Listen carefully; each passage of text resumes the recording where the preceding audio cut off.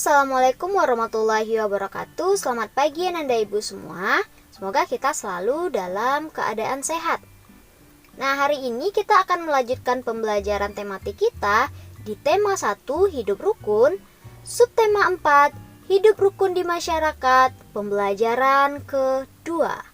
Nah, hari ini kita belajar tentang kalimat penolakan. Kemudian kita juga belajar pengamalan sila pertama dan sila kedua Pancasila. Nah, pembelajaran kita hari ini terdapat di buku tema 1 Ananda di halaman 149 sampai halaman 153. Oke, coba perhatikan percakapan antara Udin, Edo, dan Badu yang ada di halaman 149. Nah, mereka sedang berjalan dekat got yang kotor dan bau misalnya. Lalu Udin bilang, "Coba lihat, got menjadi bau dan kotor karena banyak sampah." Lalu dijawab oleh Edo, "Wah iya, airnya juga tergenang." Kemudian apa kata Udin? "Bagaimana jika hari Minggu kita bergotong royong membersihkan got?" Kata Udin. Terus dijawab oleh Badu, "Membersihkan got? Aku tidak mau ah, got kan kotor dan bau." Nah, lalu juga dijawab oleh Edo, "Aku kurang setuju, Din. Membersihkan got pekerjaan yang berat.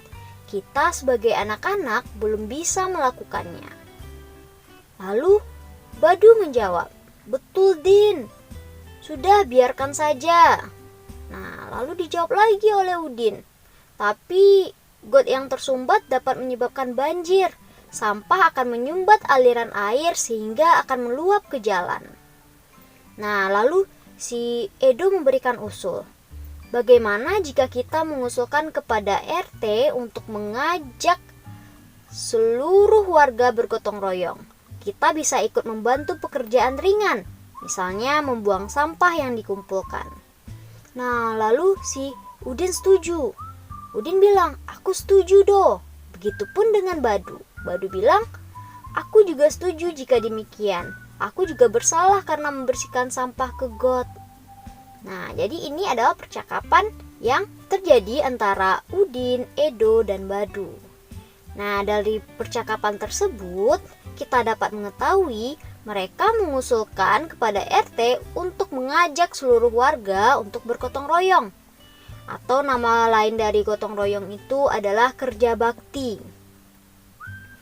Nah, dengan gotong royong, dengan kerja bakti, pekerjaan yang belum bisa dikerjakan, pekerjaan yang berat akan menjadi ringan. Ya, jadi bergotong royong baik itu di sekolah, baik itu di masyarakat, itu sangatlah baik karena akan membuat pekerjaan menjadi ringan. Karena kita mengerjakannya bersama-sama. Ya. Nah, dari percakapan antara Udin, Edo, dan Badu itu kita dapat melihat kalimat penolakan. Contohnya, ketika Udin mengajukan untuk gotong royong hari Minggu, terus si Badu mengucapkan kalimat penolakan. Apa kata Badu? "Aku tidak mau ah, got kan kotor dan bau." Nah, jadi ini adalah kalimat penolakan. Begitupun dengan Edo. Edo juga mengucapkan kalimat penolakan. Kalimat penolakan yang diucapkan oleh Edo adalah, "Aku kurang setuju, Din. Membersihkan got pekerjaan yang berat." Nah, ini adalah kalimat penolakan. Jadi meskipun kita menolak ajakan seseorang, harus kita ucapkan dengan sopan untuk menjaga kerukunan. Nah, selain dari kalimat penolakan, ada lawannya, yaitu kalimat persetujuan.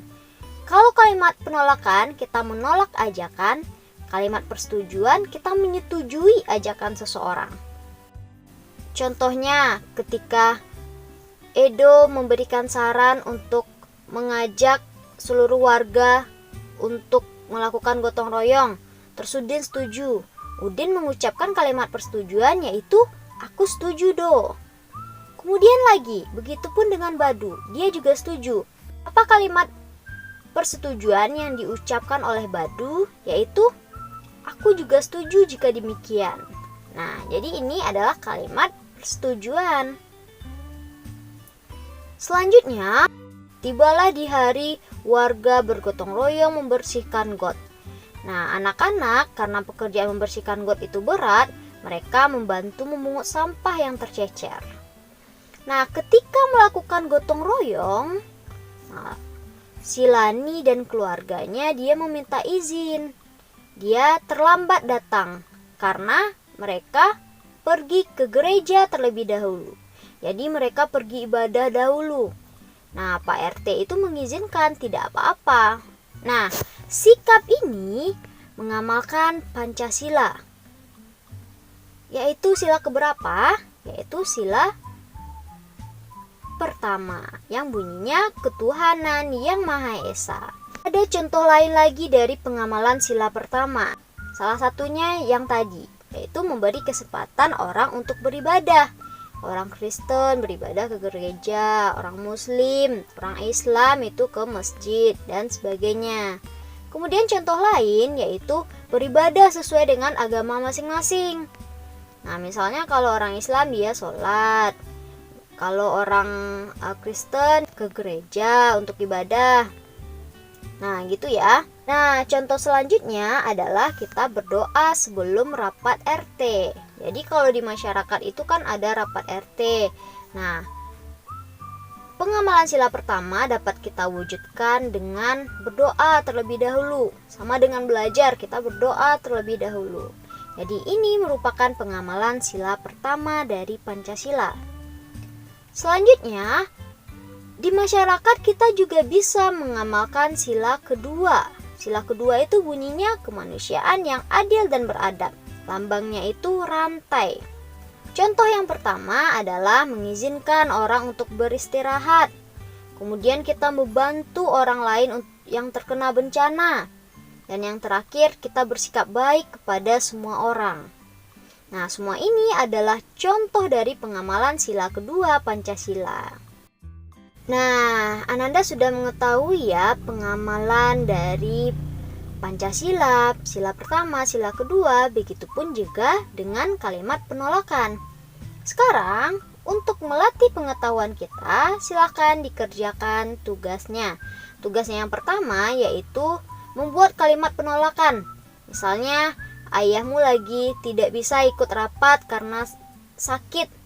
Dia tidak ada rapat RT, terus dia tidak bisa ikut karena sakit. Apa kalimat penolakannya? Silahkan Ananda buat. Kemudian yang kedua, coba Ananda beri checklist pada sikap yang sesuai dengan pengamalan sila pertama dan sila kedua Pancasila. Misalnya, kalau sesuai dengan sila pertama, Ananda checklist pada kolom yang warna merah ini, yang ditandai warna merah.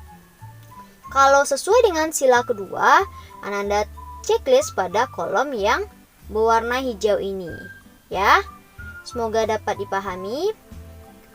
Wassalamualaikum warahmatullahi wabarakatuh. Terima kasih.